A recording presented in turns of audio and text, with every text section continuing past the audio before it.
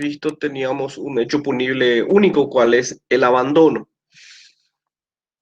En ese orden de desarrollo, hoy vamos a ver los hechos punibles contra la libertad de las personas.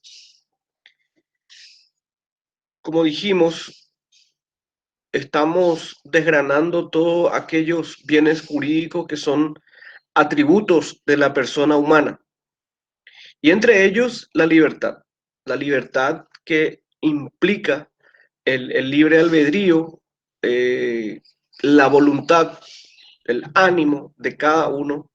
Entre ellos tenemos la libre circulación, la libre disponibilidad de todo lo que hace al ejercicio pleno de nuestra libertad consagrado en la propia Constitución. Entonces, a eso se refiere estos hechos punibles que tienen como bien jurídico la libertad de las personas.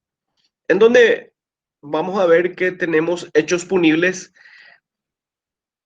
que sancionan conductas desde lo más leve contra la libertad, que atenta, cuando se atenta contra la libertad de las personas. Y después iremos con casos ya más agravados y bastante más elocuentes en cuanto a el atentado contra la libertad. En primer lugar tenemos el tipo penal de coacción, y llamémosle coacción simple en este artículo 120, porque nosotros vamos a ver en el curso de nuestras clases distintos tipos penales en donde está presente el elemento de la coacción. En el robo, en la violación contra la autonomía sexual, entre otros. Entonces a este artículo 120 llamémosle la coacción simple. ¿Y cómo ocurre la coacción simple? Si ustedes ven la descripción típica, es cuando el sujeto activo eh, obliga a otra persona, en este caso la víctima, el sujeto pasivo, a hacer o a no hacer o a tolerar lo que no quiera en contra de su voluntad. Y vayamos de los casos más simples. Eh, Florencio, compañero de esta cátedra, le impide a Vicente, su compañero, ingresar a la clase. ¿Cuál es el ejercicio de Vicente? Su libertad, su derecho de ingresar a la clase. Y el otro le está coaccionando a que no ejercite esa libertad que tenemos.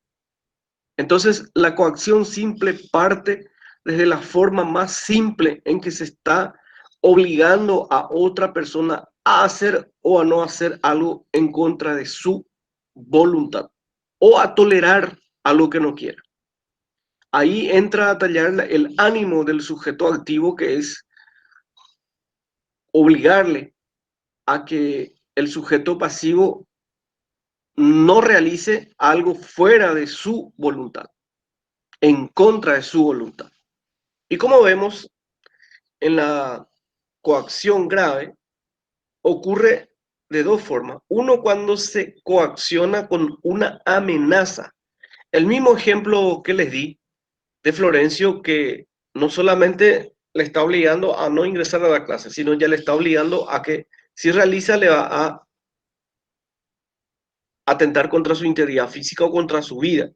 Esa es una de las agravantes. Y la otra es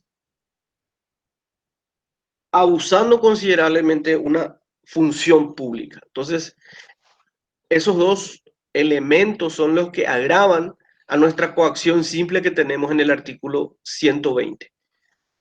Reitero, entonces en el artículo 121 esas dos formas constituyen la agravante de la coacción. Y en el 122 tenemos el hecho punible de amenaza. Y la amenaza es también bastante sutil en su configuración, debido a que se tiene como un elemento objetivo que la víctima se sienta alarmada en su libertad, en su capacidad de disponibilidad. Entonces me dirán, esa es una cuestión procesal. Y sí, muchas veces es una cuestión probatoria más que nada.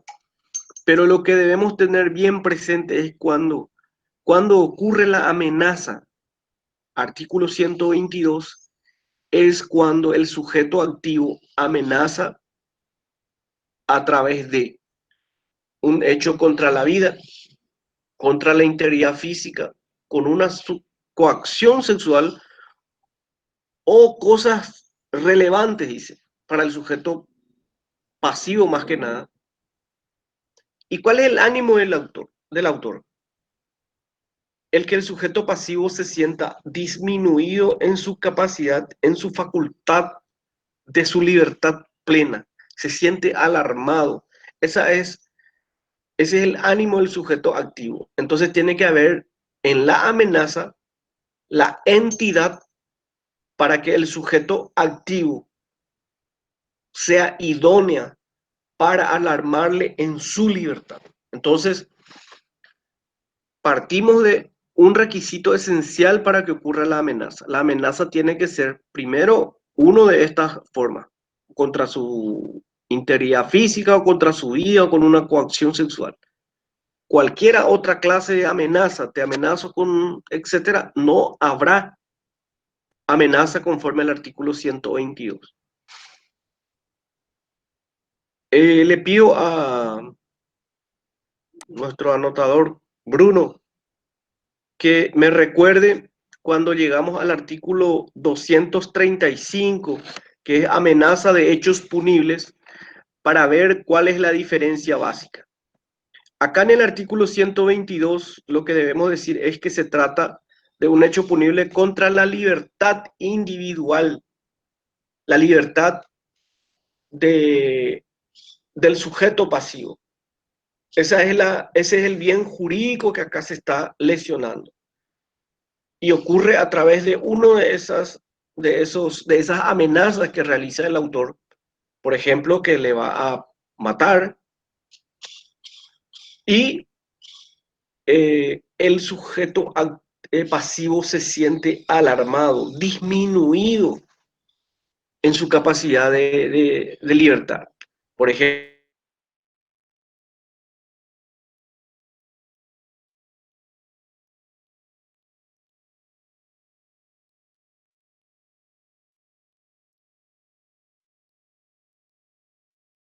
sutil, tan fútil, pero sin embargo, lo que está acá protegiendo este tipo penal es la libertad plena. Entonces, la amenaza es una de las formas más sutiles, por llamémoslo así, en que se siente lesionada la libertad de una persona a través de la amenaza. En el 123 tenemos el tipo penal de tratamiento médico sin consentimiento. ¿Y qué es lo que ocurre acá? En primer lugar, la norma nos está aclarando que tiene que haber una autorización de parte de cualquier clase de paciente para un tratamiento médico. No olvidemos que estamos ante bienes jurídicos que protege la libertad de las personas. Y una de las libertades es disponer sobre tu cuerpo. Entonces la autorización, en este caso, para un tratamiento médico, requiere de esa autorización. Y ahí la norma, en el 123 mismo, la última parte está aclarando qué clase, cómo tiene que ser la autorización. En el pleno uso de sus facultades, el paciente directo, que debe ser informado cuál va a ser el tratamiento y sus consecuencias, etcétera. Así como normalmente ocurre cuando hay la intervención de algún médico en cualquier clase de paciente. Se firma esa autorización.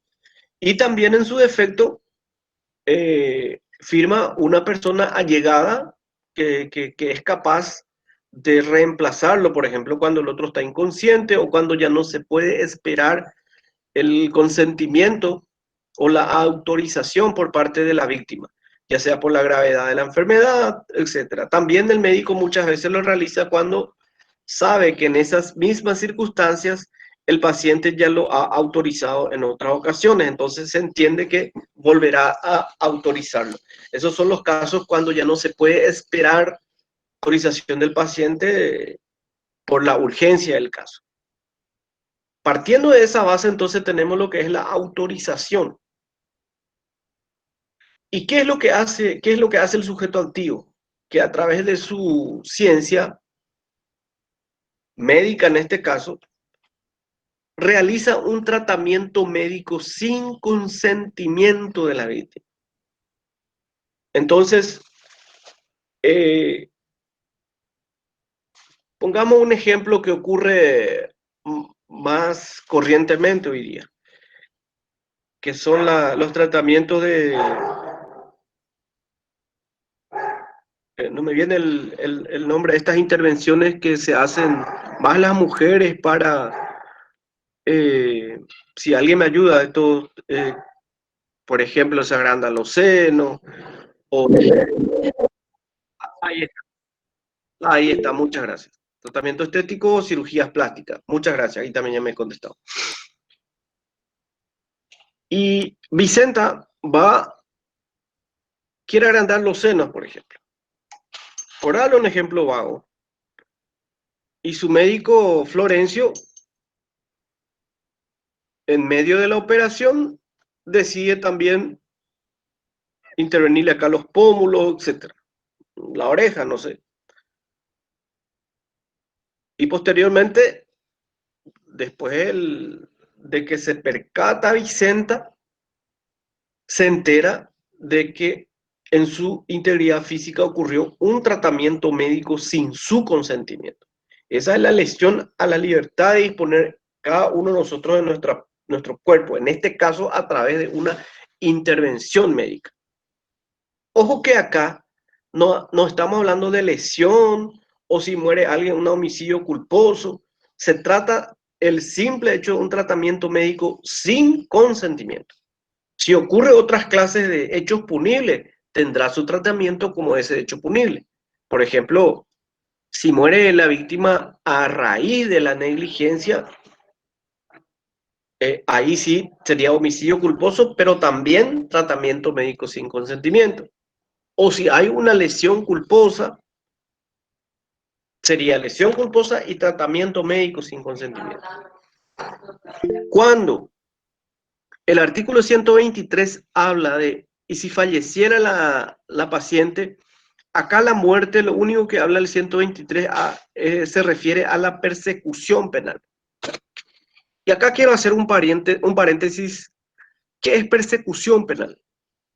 Eso ustedes van a estudiar en el sexto año en Derecho Procesal Penal. Persecución quiere decir procedimiento.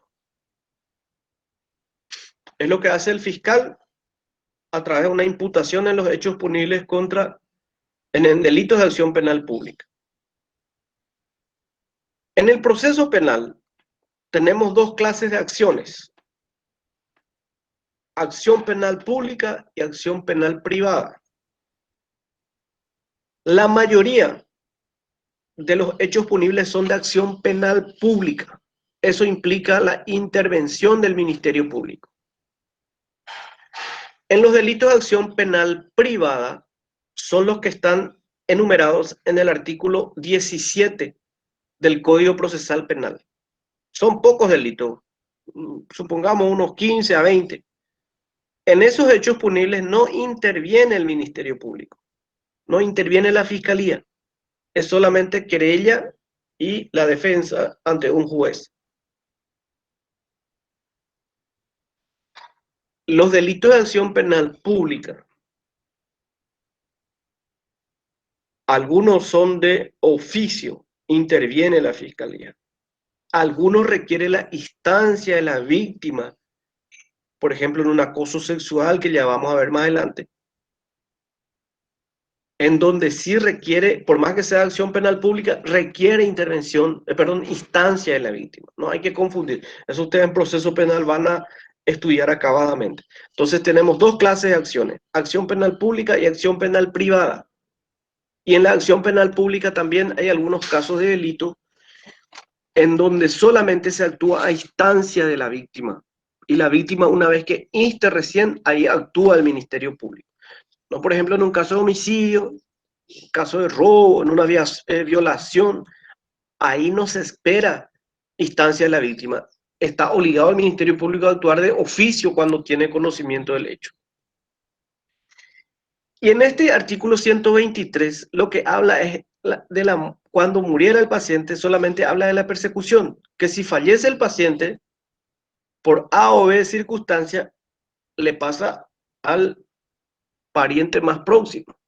Que ustedes también eso van a estudiar en Derecho Procesal Penal, quién es el pariente que tiene la facultad o el derecho para accionar como querellante adhesivo en caso de acción penal pública o querellante autónomo en los casos de delitos de acción penal privada.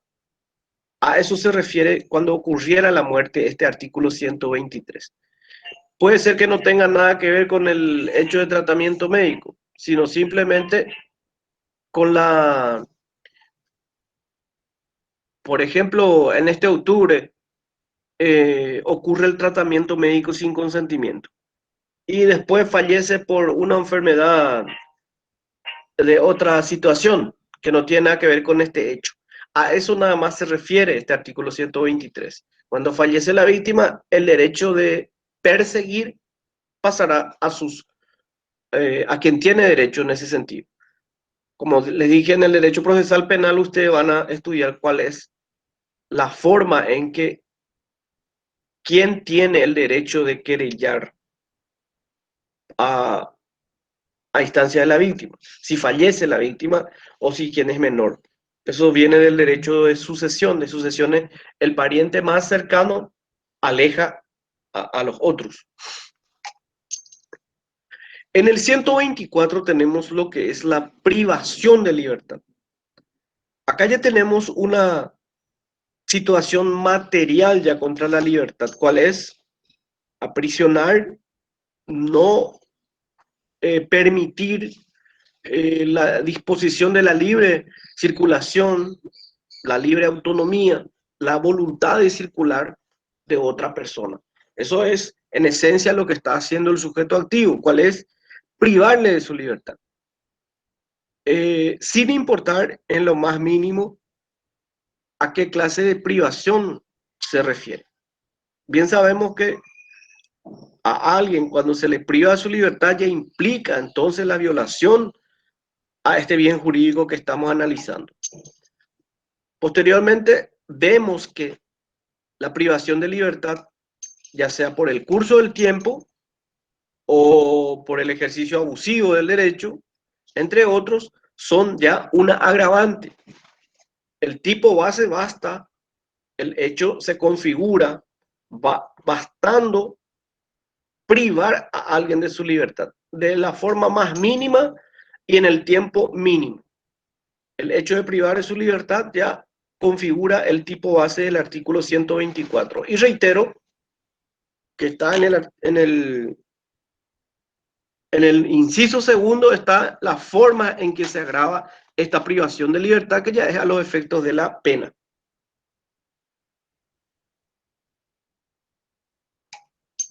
En el artículo 125 tenemos lo que es el extrañamiento de persona. En el extrañamiento de persona habla de conducir a otro. Este otro viene a ser la víctima, fuera del territorio nacional. Entonces, tiene como condicionante que este hecho ocurra fuera del territorio paraguayo. ¿Y qué es lo que hace la víctima? Perdón, el sujeto activo. Le conduce al extranjero, ya sea, dice, a través de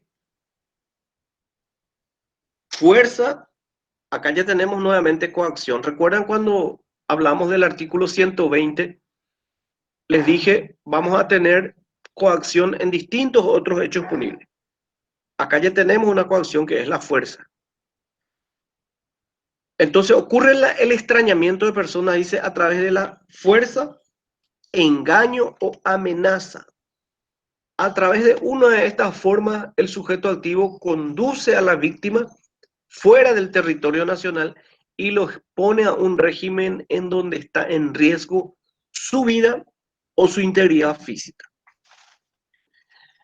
Este extrañamiento de personas no tienen que confundir con la trata de personas que vamos a ver en el artículo 129, que también habla de una situación fuera del territorio nacional, pero uno, la finalidad es la explotación sexual y en el otro de explotación laboral. Cosa que en el extrañamiento de personas que estamos analizando no requiere ninguna finalidad.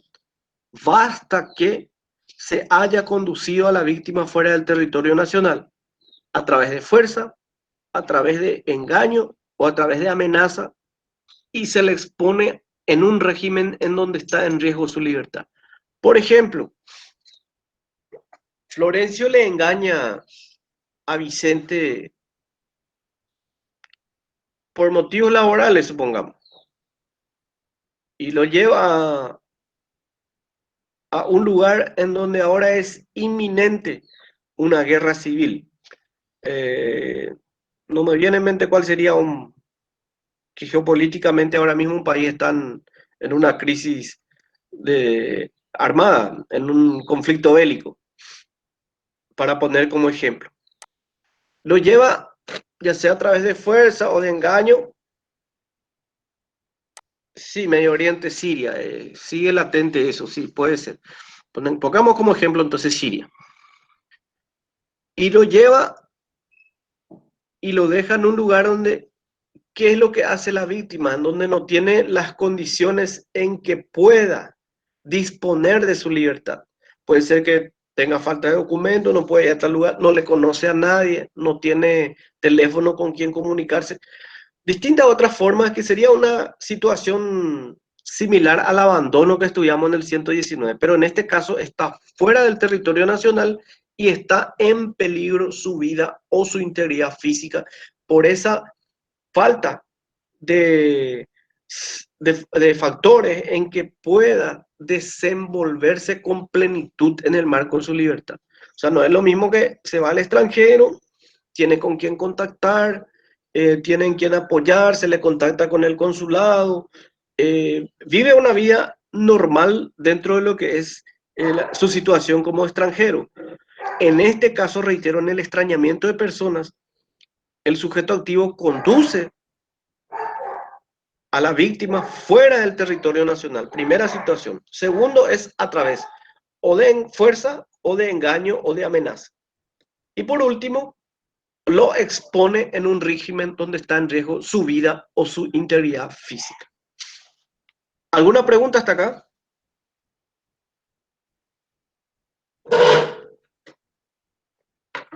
Bueno, en el 126 tenemos, rebobinando, tenemos en el 124 la privación de libertad, que podemos analizarlo como el tipo base. En el 126 también ocurre la privación de libertad. Pero en este caso, 126 estamos hablando del secuestro. En este caso ya tiene una finalidad la privación de libertad. Haciendo su diferencia con el 124, era simplemente privarle de su libertad. Y se agravaba por quienes intervenían, por ejemplo, por abuso de poder o por el lapso de tiempo con que se privaba de su libertad. Esas eran las agravantes. Sin embargo, en el secuestro tenemos que ocurre la privación de libertad, pero el sujeto activo ya tiene una finalidad, cual es solicitar el pago por el rescate de la víctima.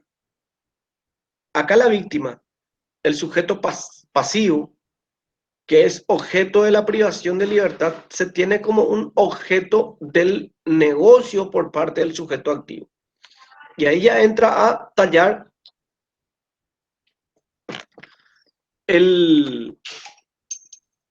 las distintas formas de participación en el secuestro. En muchos casos, en muchos tipos penales, la forma de configurar el hecho punible importa para el grado de participación, que puede ser autor, en algunos casos coautor, y algunas veces cómplice. Como ustedes suelen ver y solemos ver en los reportes informativos, las crónicas policiales, fiscales, que los secuestros tienen distintas formas de participación. Por ejemplo, el que le sigue a la víctima, le hace el seguimiento, qué lugares concurre, qué horarios, etc.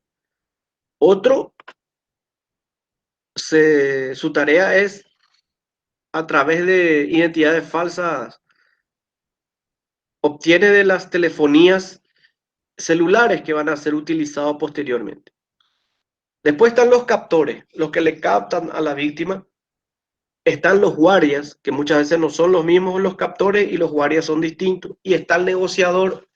Estoy ahí hablando ya de 5 formas de participación, que en este caso son todos coautores. Recuerdan que en la coautoría, como dice el doctor Zaffaroni, es el reparto de tareas, son todos actos ejecutivos dentro del secuestro en este caso. No es que son cómplices, por ejemplo. No, realizan actos ejecutivos, que es lo esencial para entender que es una forma de autoría. Entonces cada uno se divide la tarea dentro de un plan común y cada uno va cumpliendo. De ahí que son coautores los que participan en un secuestro. El negociador, el que le capturó, el que le tiene en cautiverio su guardia, y las demás personas que realizaron otras tareas para preparar y para capitalizar este hecho punible. Como ustedes ven también, el 126 trae varias agravantes.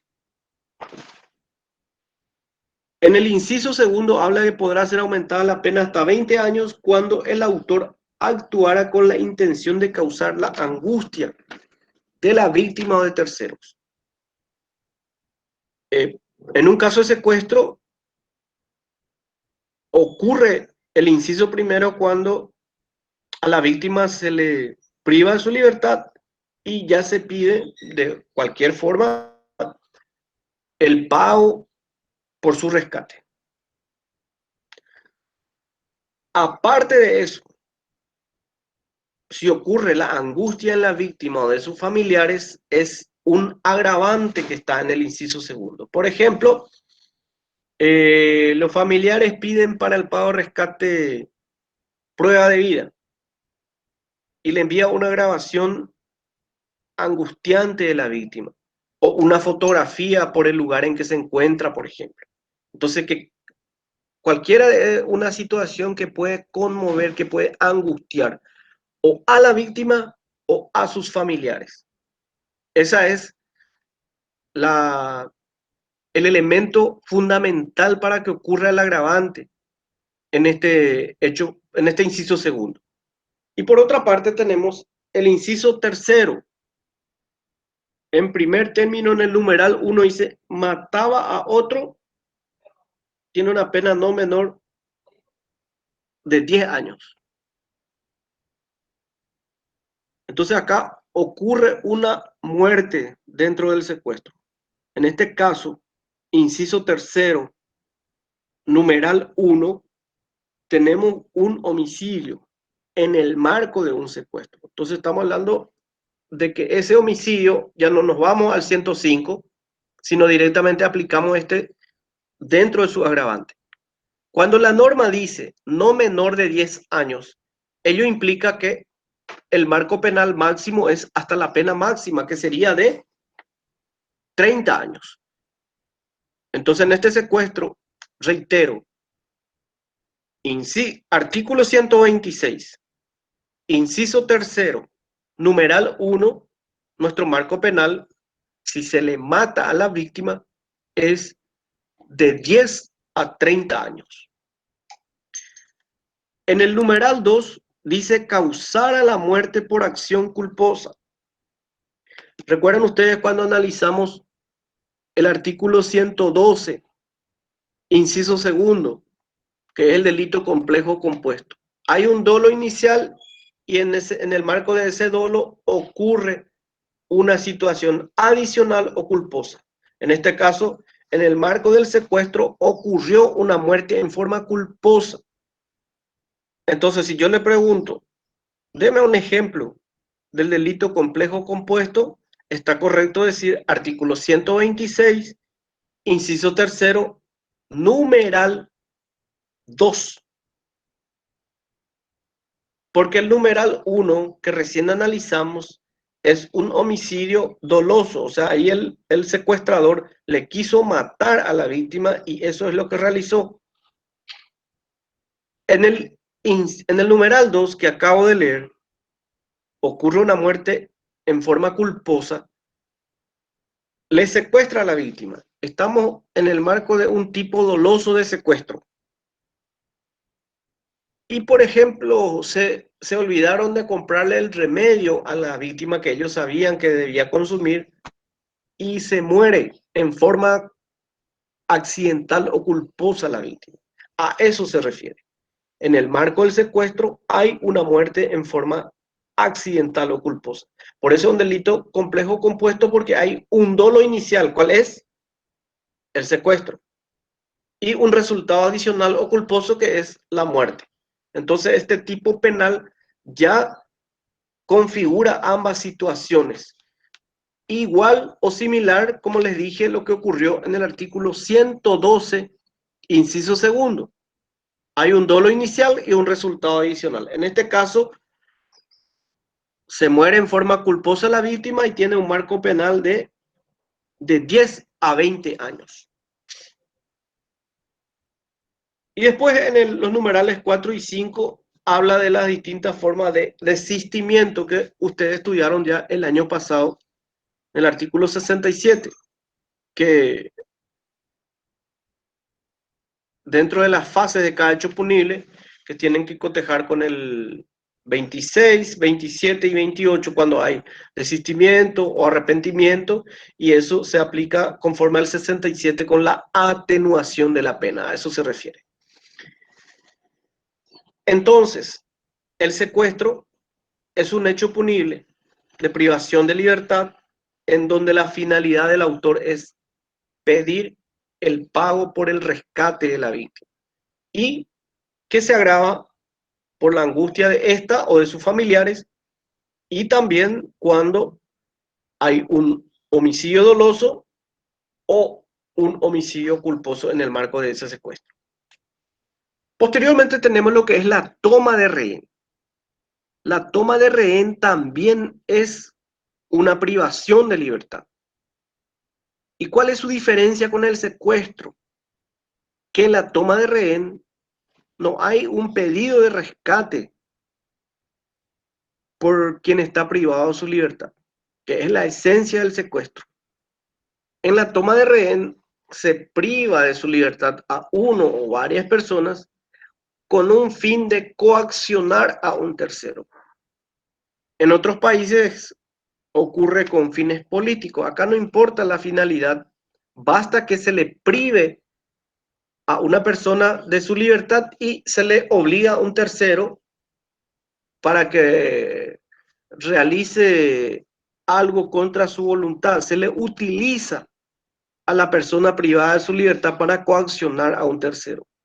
Recuerdan el caso, vamos a tomar solamente como en sentido académico, lo que ocurrió con el último secuestro del doctor Oscar Denis.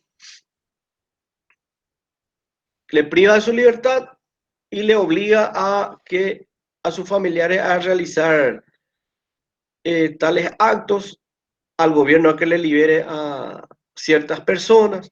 Esa es Ese sería un ejemplo de la toma de rehén. ¿Me entienden? Entonces, en la toma de rehén hay una finalidad en el sujeto activo de coaccionar a un tercero. Entonces, utiliza a la persona privada de su libertad como un factor para coaccionar. En el secuestro, utiliza a la víctima como un factor para pedir dinero por su rescate. Esa es la esencia básica de la diferencia configurativa entre el secuestro y la toma de rehén. Reitero, en ambos casos estamos ante privación de libertad. La diferencia está en la finalidad del autor. En la toma de rehén, principalmente, también debemos cotejar, hay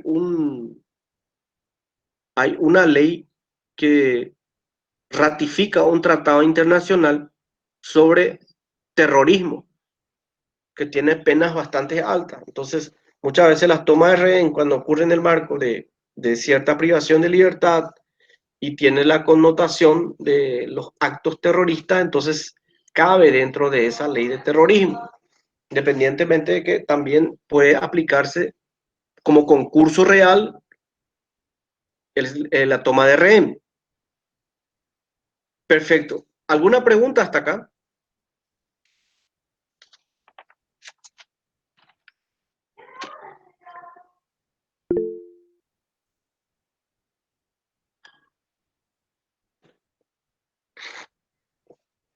No llegué a leer el nombre.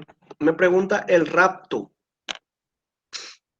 El rapto, como tal denominación, ya no está en nuestro Código Penal actual.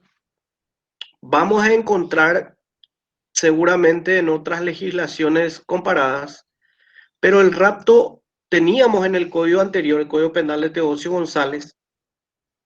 ¿Y cuál es la esencia del rapto? Se le priva a alguien de su libertad con una finalidad sexual. O sea, sería raptar a alguien para someterlo sexualmente. Esa es la esencia del rapto. No es un secuestro, no es una toma de rehén, sino es también una privación de libertad, pero la finalidad es el abuso sexual a través de la privación de libertad. Como tal, ya no existe. No, la extorsión vamos a ver más adelante. Eso sí está en nuestro Código Penal. La extorsión tiene otra connotación, en donde también hay coacción. Perfecto. Entonces, hasta acá tenemos todo lo que son hechos punibles contra la libertad de las personas. En el siguiente capítulo tenemos lo que es hecho punible contra la autonomía sexual. Vieron que estamos analizando tipos penales que tienen como protección, como bien jurídico, a la persona humana. Y dentro de la dignidad de la persona humana está la autonomía sexual. ¿Y qué es la autonomía sexual? Es esa parte de nuestra intimidad, que en la doctrina le llaman indemnidad sexual. ¿Qué indemnidad? Ese marco de libertad plena donde no puede influir absolutamente nadie. La libertad de tener una autonomía sexual es privativo y esencia de la dignidad de la persona humana. A eso se refiere lo que es la indemnidad sexual, libre de todo, libertad plena de lo que uno tiene que disponer dentro de su voluntad para un acto sexual. Entonces la autonomía sexual es lo que en este caso tenemos como bien jurídico. Autonomía sexual que después vamos a ver los hechos punibles contra menores. Se entiende que ellos todavía no tienen esa autonomía, que es la diferencia con las personas mayores. Autonomía que uno va adquiriendo a través del paso de la edad. Estamos hablando de adolescencia, después juventud, mayoría de edad plena. El ser humano se va desarrollando, en este caso no es físico, es mental, psíquico, para disponer la autonomía sexual, que ya vamos a ir entendiendo mejor con el análisis de los distintos tipos penales. Entonces, en la autonomía sexual, como bien jurídico protegido, en estos hechos punibles, justamente encontramos las distintas formas en que se atenta contra la misma. Y en primer lugar tenemos el más común de todos, que se conoce como violación, que es la coacción sexual. Acá nuevamente tenemos una coacción. ¿Recuerdan cuando hablamos del artículo 120? Dijimos que esa es la coacción simple, porque vamos a encontrar distintas clases de coacciones que que varían de acuerdo al bien jurídico que se quiere proteger. En este caso, una coacción que atenta contra la autonomía sexual. Y en primer lugar, analizamos qué debemos entender por acto sexual. Y el artículo 128 ahí nos está aclarando qué es acto sexual, porque ese acto sexual es lo relevante para este tipo. Por eso es importante entender primero qué es un acto sexual, dice.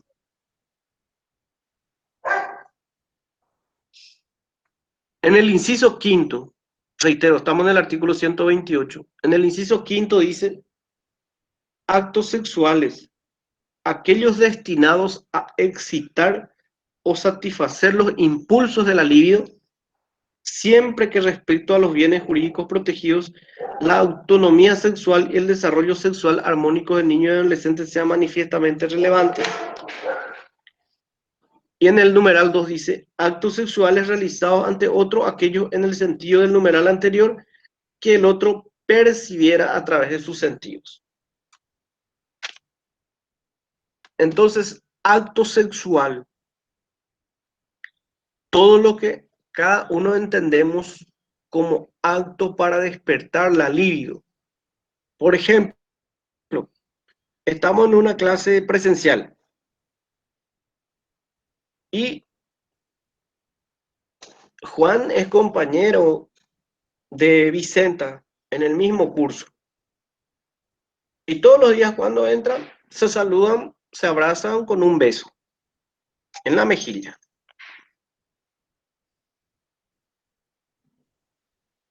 Vicenta entiende que es un saludo. Juan entiende que solamente es un saludo de amistad, de compañero. Ya tienen esa confianza y no hay en ese acto de saludo un despertar de la libido de uno u otro. Florencio también es compañero de ustedes y se gusta de Vicenta, y uno de esos días viene y a la fuerza le besa, simulando un saludo, pero aprovecha y la apretuja. Vicenta entiende que el otro lo que quiere es un despertar de la libido, que exactamente Florencio también entiende que hace eso con esa finalidad. Eso es lo que quiere aclarar la norma cuando debemos entender como acto sexual, que no es lo mismo el saludo que hizo Juan con su compañera Vicenta, que hace todos los días, y lo que hace Florencio con su compañera Vicenta. A eso se refiere el acto sexual. Cualquier situación en que el sujeto activo quiere despertar la libido de la otra persona. La otra persona obviamente tiene que tener la capacidad de entender que así sea. Perfecto. El tipo base del 128 habla, dice, el que mediante fuerza o amenaza con peligro presente para la vida y la integridad física, coaccionar a otro a padecer en su persona actos sexuales o a realizar tales actos en sí mismo. Entonces, el tipo base de la coacción sexual es cuando el sujeto activo, a través de fuerza o amenaza. Acá tenemos lo que es la vis física y vis psicológica, que es la intimidación. A través de la fuerza, sabemos que impone la fuerza, a través de la fuerza, realiza actos sexuales con otra persona. O también a través de la intimidación, que es una coacción contra su vida o su integridad física, que le va a matar o que le va a lesionar, por ejemplo. Entonces esas son las dos formas del tipo base de la coacción sexual. ¿Y qué es lo que hace?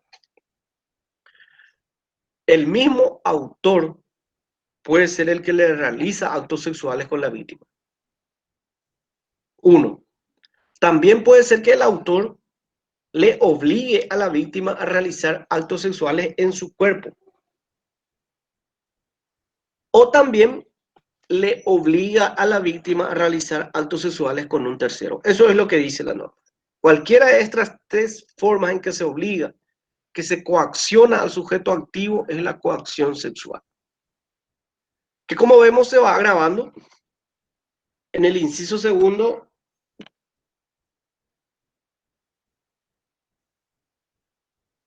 habla de violación. Acá en el inciso segundo ya hay coito.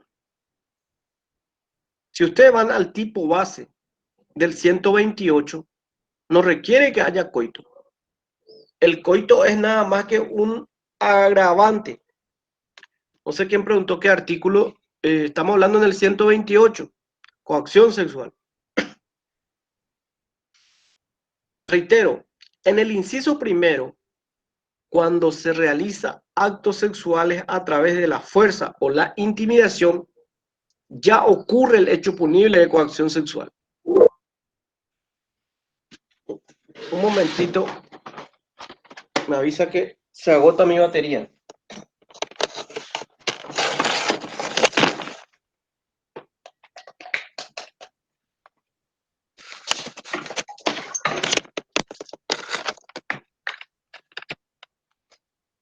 Bueno,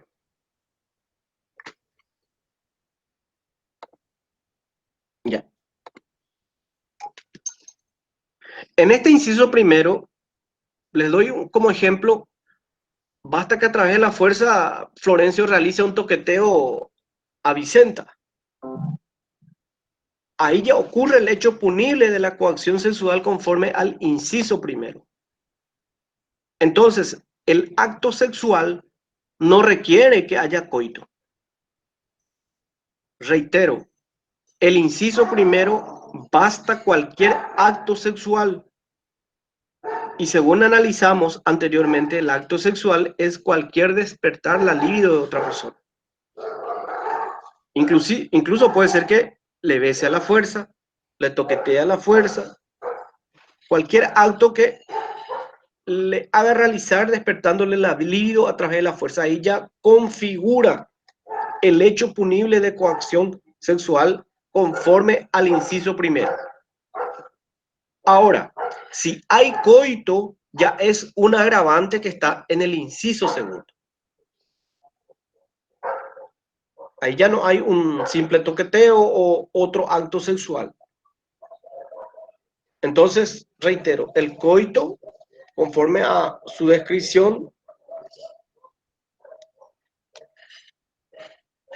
el inciso tercero habla cuando la víctima del coito haya sido una persona menor de 18 años de edad, la pena será de 3 a 15 años. Acá se agrava por la minoridad de la víctima. En el Código Penal de Teodosio González van a encontrar que tenía, creo que 15 agravantes o atenuantes también la violación. Recuerdo bien, uno de ellos era violar a una mujer virgen, era un agravante mayor, a una mujer casada también. Entonces se toma ciertos parámetros. En este caso, violar a una menor de 15 años, perdón, de 18 años, tiene una pena agravante de 3 a 15 años de privación de libertad.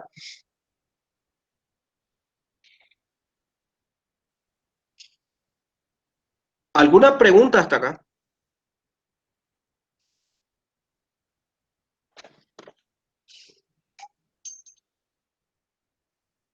¿Algo que no le quedó claro? Doctor, a mí me parece súper interesante eso que en el COVID, que para que haya abuso en coacción sexual no es necesario que haya coito, sino que solamente ese, ese uso de la fuerza ya sea suficiente. Me parece muy interesante. Sí, así está descrita en la norma. Es una, es una peculiaridad del tipo penal que sabiamente ha diferenciado tratando de proteger la autonomía sexual en toda su faceta. Entonces, cualquier acto sexual a través de la fuerza o la intimidación ya de por sí configura el hecho punible. El coito es una agravante mayor. Perfecto. Después tenemos lo que es el artículo 129.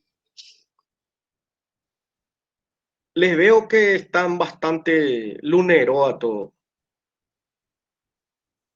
Está un poco caído. No sé si es por la tormenta o por el propio lunes. Pero dentro de 2 horas y algo ya se van a despertar bien, porque Guaraní va a tener un rotundo triunfo contra Cerro Porteño esta tarde. A las 19 creo que es el partido. Entonces, tranquilo nomás. Bueno,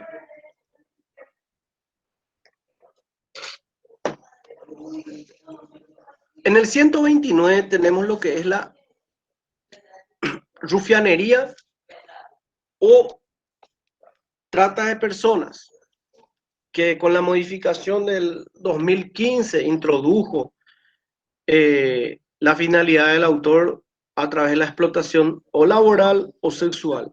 Esto viene a Doctor, raíz de bastantes numerosos hechos, ¿sí? doctor, yo tenía una consulta, pero ahora recién pude conectar mi micrófono, por eso no alcancé al tiempo de las preguntas. Hubo un caso donde habla de galanteo, un conocido caso con una persona muy conocida también del ambiente jurídico, y la resolución de su caso fue galanteo. Y en los mensajes que se llegaron a leer, el grado de sexualidad de los mensajes es altísimo. ¿Por qué se configuró como galanteo y no acoso?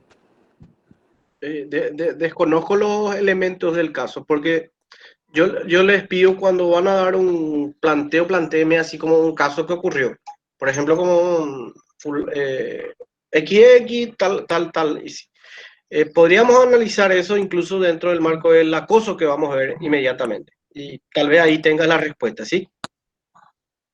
Bueno, El, el, en el caso que planteó la compañera, no conozco los elementos, digo, en el sentido de que no sé qué elementos hay, que más que algunas notas periodísticas. Entonces yo no tengo todos los elementos para entender el hecho. Entonces, cuando analizamos ciertos hechos, acá ustedes van a ir entendiendo qué tipo penal puede haber sido y qué no. En la trata de personas, en primer lugar, en el inciso primero nuevamente habla de fuera del territorio nacional, así como ya vimos en el extrañamiento de personal 125. Pero acá, ¿cuál es la diferencia? Conduce, dice el que mediante fuerza, amenaza de mal considerable o engaño, condujera a otra persona fuera del territorio nacional o la introdujera en el mismo, utilizando su indefensión, la indujera a la prostitución. Esta es una situación que vamos a ver numeral B. Esa es el tipo base, en donde la víctima, en este caso, se encuentra en un estado de vulnerabilidad. Entonces, en primer lugar, debemos entender que no se trata de situaciones normales en que la víctima vive en su familia, está en el ejercicio de su libertad, normalmente diríamos. Acá se trata de una situación de vulnerabilidad de la víctima, ya sea en el extranjero o también que fue introducido en el territorio nacional, pero se encuentra en una situación de indefensión por esa situación de vulnerabilidad, que como vimos también el extrañamiento de personas puede ser a raíz de que no tiene los documentos o cualquier otra situación que se encuentra desprovista de, de una capacidad plena en el ejercicio de sus derechos y más todavía de su libertad para hacer, circular, ejercitar su, cuestionar, exigir a las autoridades, etcétera. O sea, todo lo que una persona dentro de su libertad plena puede hacer, esta persona víctima se encuentra en un estado de vulnerabilidad. Y que eso implica una situación de indefensión en que el otro aprovecha para una de estas situaciones que vamos a analizar. En primer lugar es la rufianería, que habla el 129.a, explota a una persona que ejerce la prostitución, aprovechándose de las ganancias de ella.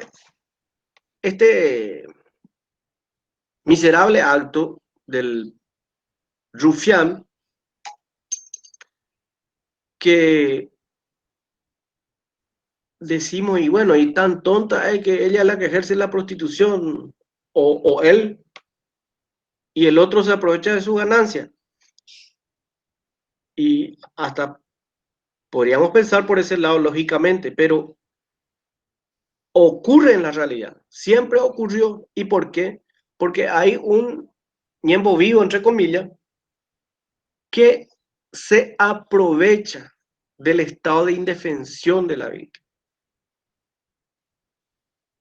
Hablando acá internamente en nuestro país, siempre supimos los famosos casos que le traen con engaño de cualquier clase de promesa, ya sea por estudio o mejor trabajo, a personas del interior y, sin embargo, lo traen en una condición en que se encuentra en estado de vulnerabilidad. Puede ser que haya obtenido una gran deuda también y no tiene más cómo pagar, por ejemplo, que son, por ejemplo, aquellos casos que iban al extranjero, que por su documentación, etcétera, se endeudaban y lo llevaba al extranjero para supuestamente ganar más y se quedaba sin una posibilidad y a raíz de ello se configura en la víctima la situación de vulnerabilidad o de indefensión.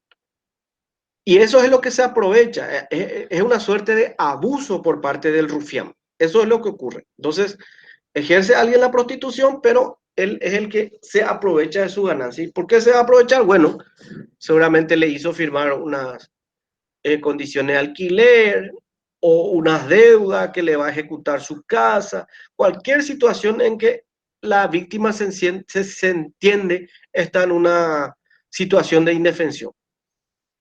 En el punto B, que trata de personas con fines de su explotación sexual, vimos el tipo base, se refiere a, por ejemplo, conducir fuera del territorio nacional a través de engaño y lo que generalmente ocurre es que no tiene las documentaciones al día, que puede ser perseguida por la policía, puede ser detenida, no va a tener trabajo, la persona que fue ya se fue con una gran deuda para obtener sus documentaciones o para su pasaje, quería ya ganar para enviar dinero, etcétera. Todas unas cadenas de factores que lo vuelven vulnerable a la persona que se encuentra en esa situación. Y eso es lo que aprovecha el sujeto activo, aprovecha el rufián, aprovecha el autor de la trata de personas. En el punto B y en el punto C son muy similares, solamente la finalidad del autor es lo que cambia. En el punto B lo somete al ejercicio de la prostitución, como ocurrieron muchas veces esas intervenciones en la madre patria España. Pongo nada más como ejemplo porque muchos nos percatamos de las informaciones periodísticas, porque también ocurrió mucho en Bolivia, también en Italia. Y acá puede ser que el sujeto activo lo haya llevado directamente engañada para someterle a ese régimen en donde la misma se va a encontrar en una situación de vulnerabilidad y él aprovecha para que la misma ejerza la prostitución. Puede ser que el autor lo lleve para otro o puede ser que él mismo siga dentro de su autoría allá como autor mismo del ejercicio de la prostitución de esta persona. Reitero, acá no se trata de que del ejercicio de la prostitución de alguien en el pleno goce de sus facultades y libertades. Estamos hablando de una suerte de abuso por parte del autor, en que le somete a un régimen o aprovecha ese régimen. Porque puede ser que Florencio no haya sido el que lo lleve fuera del país a Vicenta. Puede ser que él lo haya encontrado, por ejemplo, allá en España y en ese momento él aprovecha su estado de vulnerabilidad para que ejerza la prostitución. También ocurre la autoría cuando la víctima ya está ejerciendo la prostitución y cambia de patrón, por ejemplo. Entonces el otro lo que hace es continuar con ese estado de abuso de la vulnerabilidad del sujeto activo con fines de su explotación sexual. Acá puede darse distintas formas en que el sujeto activo es el que tenga el negocio de la prostitución o él lo negocie con otra persona allá para que otra persona la explote en la prostitución a estas víctimas. Esto puede darse también en ambos géneros, no precisamente a mujeres. Entonces, esta forma de aprovechamiento de alguien, de su indefensión, es lo que ocurre en el punto B, explotación sexual, y en el punto C, una suerte de esclavitud laboral, explotación laboral. La explotación laboral puede darse de distintas formas. Lo haga trabajar más tiempo, lo haga trabajar en una servidumbre en donde prácticamente no le paga, le cobra ya todo su comida, alquiler, etcétera, y le somete a un régimen de esclavitud o de servidumbre similar. El tipo penal habla de situaciones similares al de la esclavitud o de la explotación laboral. También para la explotación laboral es lo mismo que en la explotación sexual. Tiene que darse en un régimen de indefensión de la víctima. Estas son las situaciones que habla los casos de rufianería y trata de personas. ¿Hasta acá una pregunta? Doctor, que exista la trata de personas, tiene que haber tres puntos importantes: la captación, el traslado y la explotación. No siempre es para un fin sexual, ¿verdad? Puede ser también para un fin laboral. Eso dijimos. No sé si escucho bien, pero eso dijimos. Es más, si analizamos el tipo, tenemos en el punto B el de la explotación sexual y en el punto C la trata de personas con fines de su explotación laboral. O sea que nada más que estamos analizando ya justamente lo que clasifica la misma norma en cuanto a la finalidad del autor. Ah, bueno, gracias, ya no digo nada. No, me preocupa que tal vez no haya escuchado bien o siempre cuando vamos a analizar tiene que tener su código a mano. Entonces, eso le facilita también el entendimiento. En el 130 tenemos lo que es abuso sexual en personas indefensas. Por ejemplo, Florencio es novio de Vicenta. Ambos tienen 20 años. Y el fin de semana, Vicenta sufrió un accidente de tránsito que lo dejó en estado de parálisis temporal, pero está lúcida. Y Florencio se va a la visita en la casa de sus padres. Y en un momento del encuentro, ambos realizan actos sexuales. Le pregunto a un voluntario o voluntaria, ¿configura este hecho punible en la conducta de Florencio? Laura, ¿por qué no?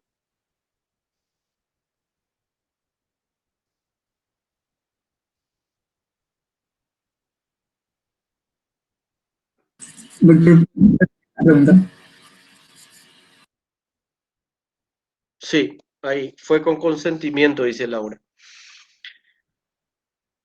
Ok, no funciona su micrófono. Shirley Sosa también, sí.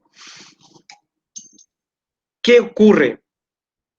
En que el estado de indefensión, personas indefensas a que se refiere el 130, habla de indefensión de la voluntad, no una indefensión física.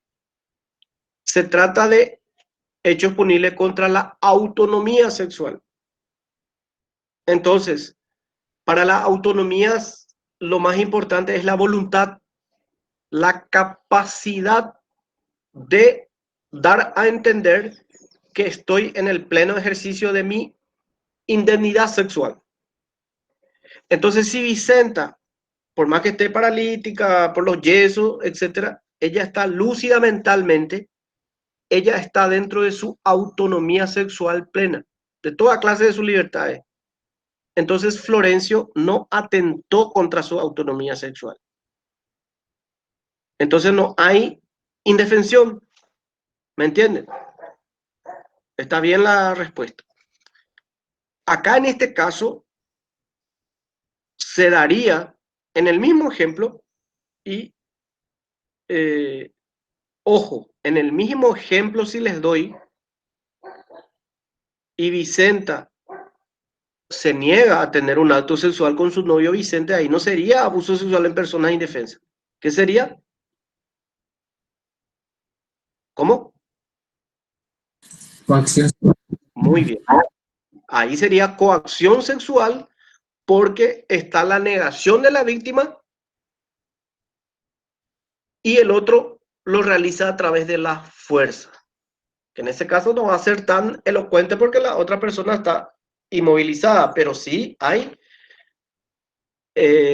una desautorización para ese auto. Vicente ahí está en el ejercicio de su libertad plena de no querer, de no querer ese acto. Entonces el otro está violentando su autonomía sexual a través de la fuerza. Este 130 ocurre cuando las personas no pueden darse a entender, ya sea porque está desmayada o por una situación de, de enajenación mental, por ejemplo, el consumo de algún estupefaciente, incluso un sedante fuerte, y el autor se aprovecha de esa situación de indefensión.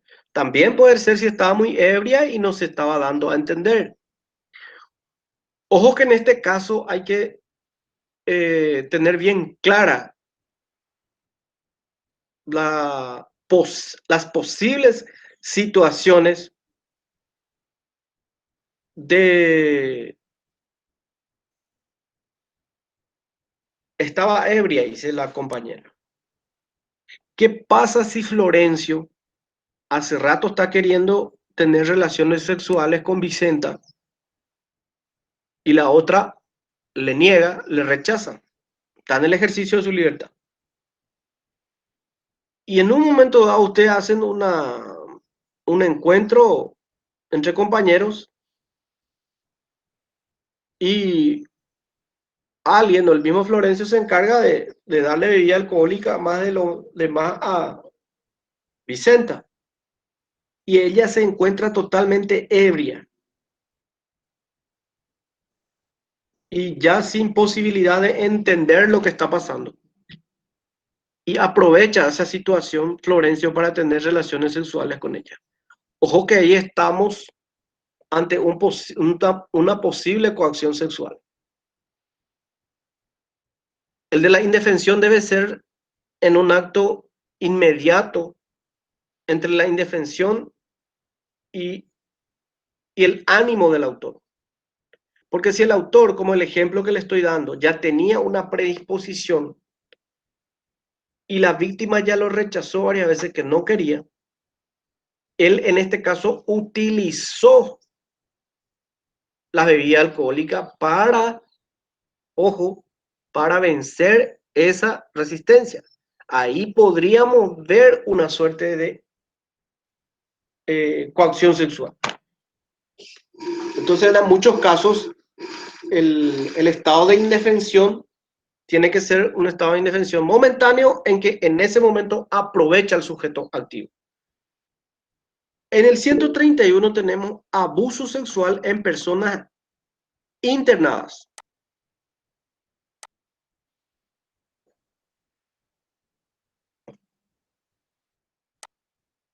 Le doy el siguiente ejemplo. A Florencio le nombran director del correccional de mujeres del Buen Pastor. Y en unos días más conoce a toda la población de las reclusas y hay una reclusa Vicenta muy linda. Ella es universitaria, de profesión universitaria recibida, tiene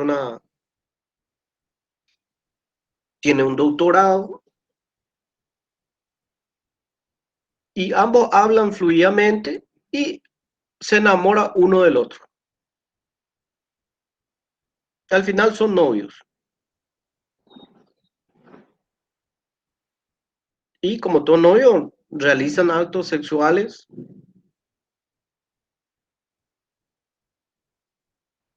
Ese hecho entre Florencio y su novia Vicenta, ¿configura este hecho punible? Le pregunto.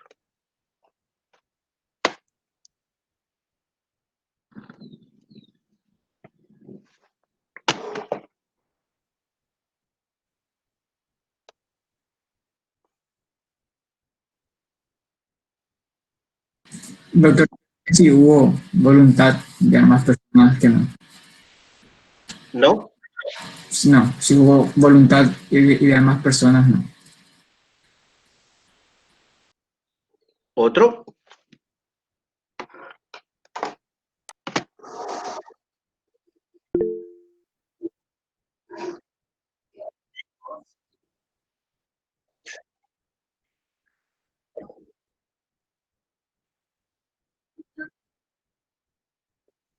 Le agradezco la pregunta. No, dije que es universitaria, doctorado.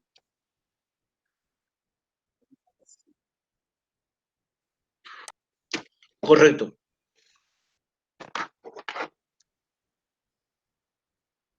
Shirley Sosa, no se considera hecho punible. Bueno, partimos de la siguiente situación. Obviamente configura este hecho punible. ¿Por qué razón?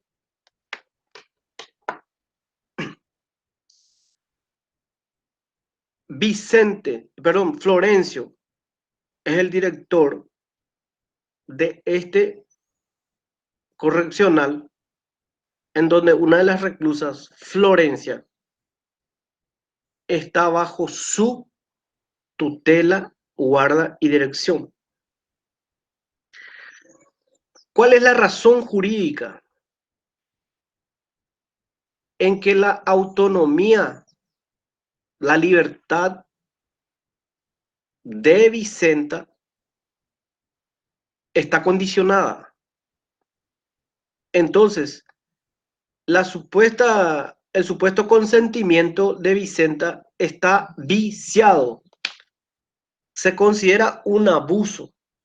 Por más que ella sea doctora, etcétera, sí, se encuentra bajo su vigilancia. Entonces, la autonomía sexual, cualquier clase de autonomía que pueda propender de Vicenta, no es pleno.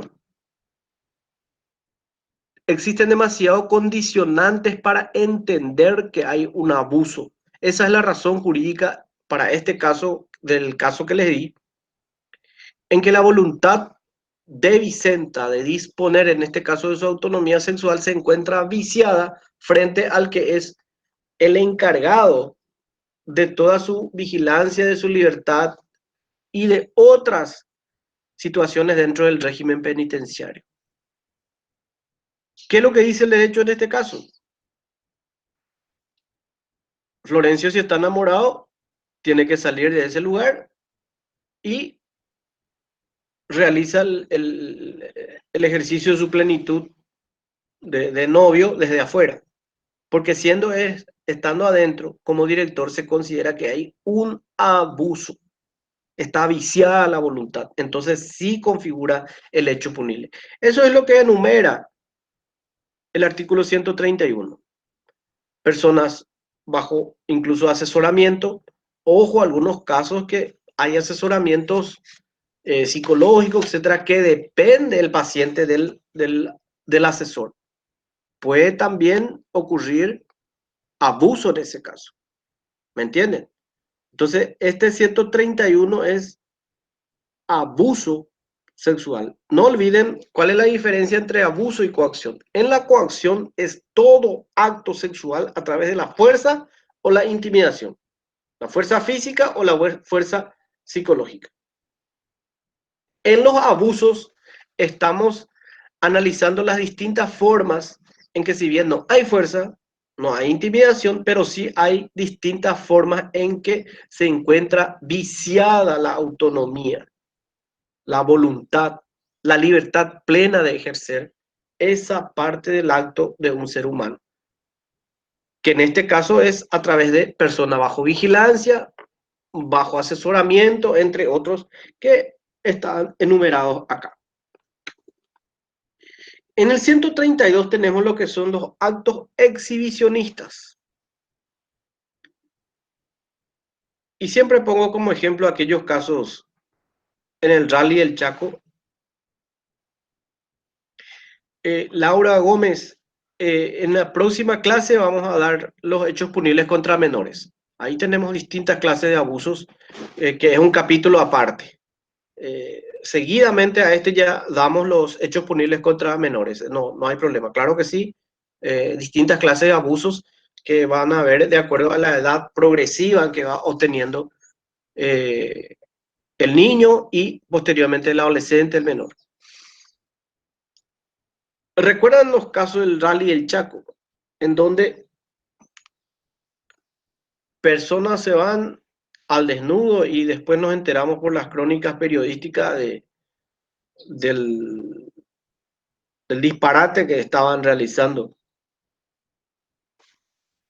Y muchas veces se pide la intervención de las autoridades en la persecución penal y generalmente no ocurre.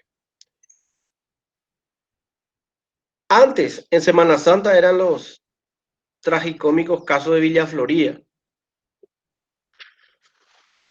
¿Y qué es lo que ocurre? Si llevan personas para actos exhibicionistas, etcétera, lo único que hay que cuidar es si no hay menor. Ahí ya cambia totalmente la película. Si hay niños o menores. Eso vamos a analizar después. Si hay menores, cambia la película. Pongamos como ejemplo que todos son mayores de edad. y después nos enteramos recién por los medios de prensa. Por ejemplo, a la 1 de la mañana, en tal lugar, va a haber actos exhibicionistas, etc. Ojo que yo no digo que está bien. Estamos analizando desde el punto de vista penal. Principio de legalidad penal, analizamos el tipo legal, los elementos objetivos del tipo, qué es lo que describe, cuál es el modelo de conducta de la norma. No estoy diciendo que está bien o está mal los actos exhibicionistas. Ahora, cuando el sujeto activo, entonces, realizan actos exhibicionistas a la 1 de la mañana, todas personas mayores, ¿y qué dice la norma? Realizar actos obscenos que ofendan el pudor de las personas, de manera a inquietar o agraviar de modo relevante a terceros. Si usted tiene 20 años, está en el pleno ejercicio de su capacidad mental y se va y quiere observar un acto exhibicionista, ¿dónde está la alarma que va a sufrir? ¿Dónde está el acto que te va a ofender en tu pudor? Entonces ahí no se configura este hecho punible. Por ejemplo, usted vive en una residencia universitaria y ahí está Florencio y todos los días le ve pasar a dos compañeras y ahí realiza actos obscenos. Ese sí es el acto exhibicionista que está en este 132. Este artículo 132 está entre los hechos punibles contra la autonomía sexual. Eso implica lesionar la libertad sexual de las personas. Entonces, el sujeto activo comete acto exhibicionista cuando a través de actos obscenos perturba la libertad sexual de otra persona a través de esos actos obscenos. Causa una situación de alarma en su pudor. Ahora, si esos casos exhibicionistas que le di como ejemplo, si la sociedad considera un acto, un antivalor que debe ser sancionado, entonces tendríamos que dentro del Código Penal legislar y tipificar hechos punibles contra el pudor público, por ejemplo, porque en este caso, actos exhibicionistas es contra el pudor de las personas, contra la libertad individual, contra la autonomía sexual. Entonces, si Florencio y otros acá del curso se quieren ir a ver un acto exhibicionista a la 1 de la mañana, todas personas mayores de edad están en el ejercicio de su libertad. Y yo no digo que está bien. Moral, socialmente hablando, está mal y estaría mal. Así como las tapas de los diarios que se encargan también de sacar en tapa, que para mí también comete el mismo hecho punible.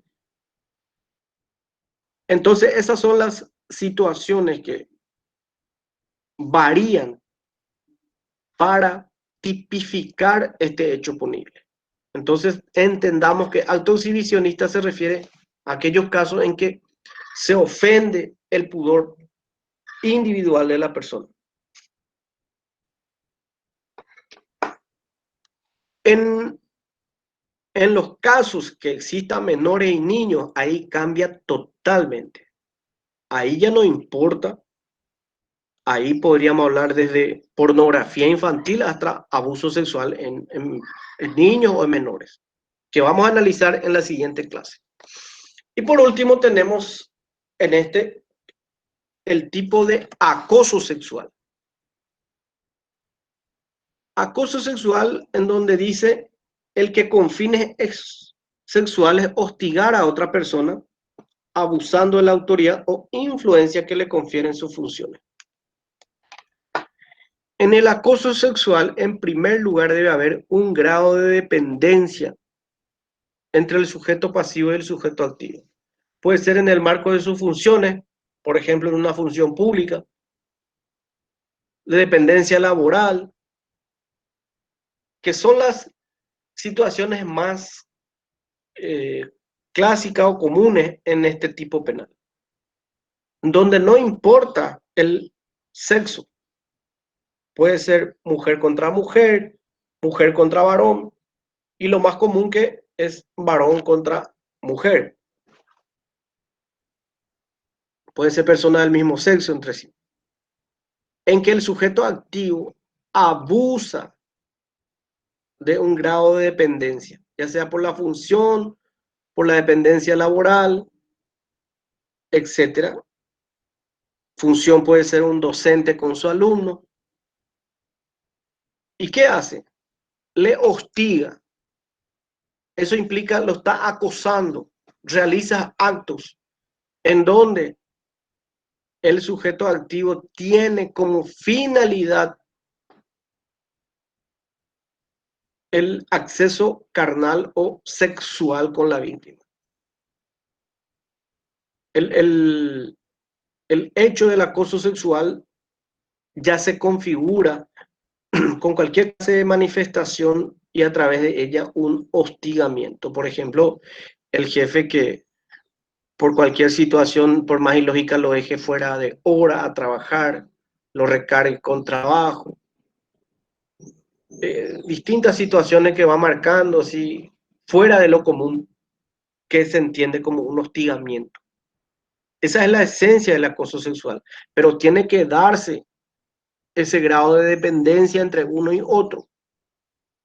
Porque si usted entre compañeros, Florencio le está acosando a su compañera Vicenta, no hay un grado de dependencia, no se da este tipo penal porque no existe esa condicionante de viciar la voluntad en que el sujeto activo se aprovecha de ese grado de superioridad para abusar. No entendí, recién hay que cambiar el código, no leí a leer todo. Acá creo que quedan los chats.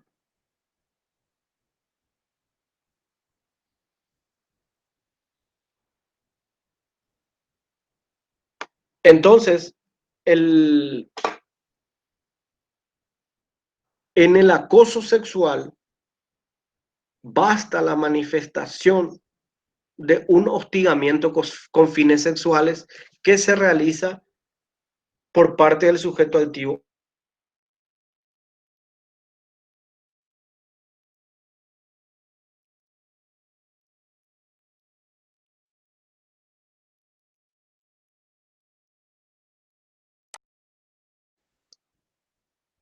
¿Alguna pregunta mientras voy a mirar un poco los chats?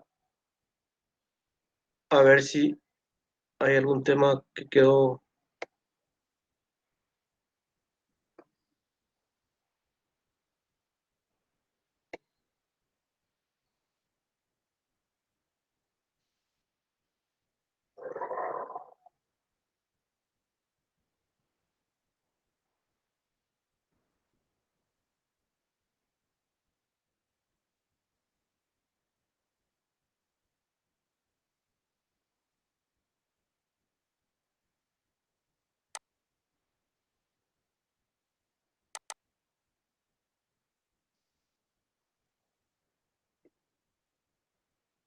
No, creo que quedó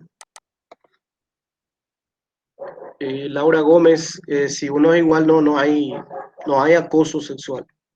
En el tipo legal de acoso sexual es condicionante el grado de superioridad o de dependencia, sea en la función pública o en la función privada. Tiene que darse esa condicionante.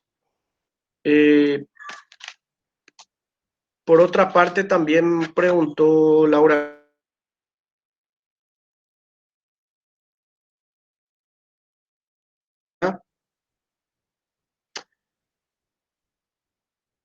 Eh,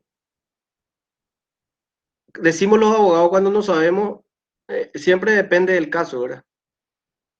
Y depende del caso porque si es de la tercera edad, su negación siempre será relevante para la autonomía sexual.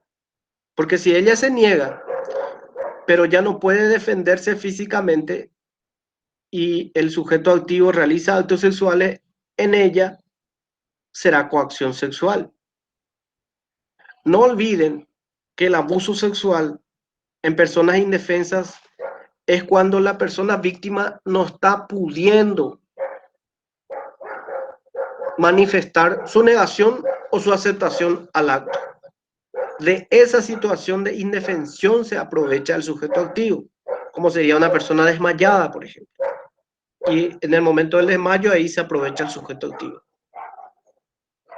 O una persona que está con los efectos de la anestesia, por ejemplo. Ahora, siempre que es una imposibilidad física, pero la persona se niega, siempre será coacción sexual. Importa la voluntad, no la situación física de las personas víctimas. No sé si hay otra pregunta más.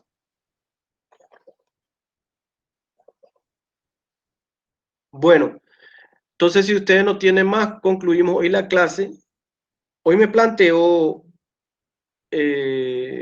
Raquel Brites que la prueba que dijimos para el 2 de noviembre puede darse en una secuencia muy seguida con otra, creo que con niñez y no recuerdo la otra cátedra, civil reales.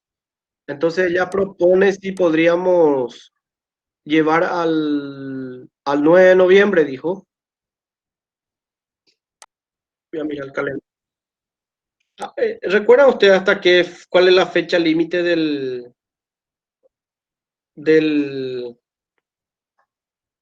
de las parciales?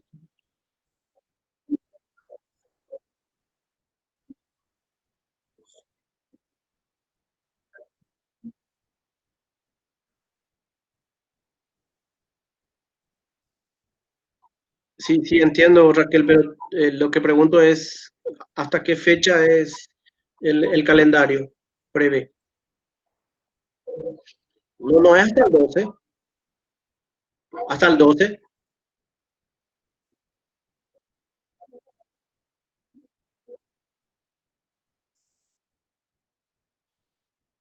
Entonces sería el lunes 9. ¿Están de acuerdo entonces nuestra prueba para el lunes 9? Sí, doctor, es que hubo una, por esto nos atrasamos y se juntaron materias también a último momento que ya no dependían más de nosotros. Tuvimos este inconveniente, entonces estamos muy agradecidos si es que podemos rendir el 9. De mi parte no hay ningún problema. Entonces, fijamos ya para el lunes 9 de noviembre.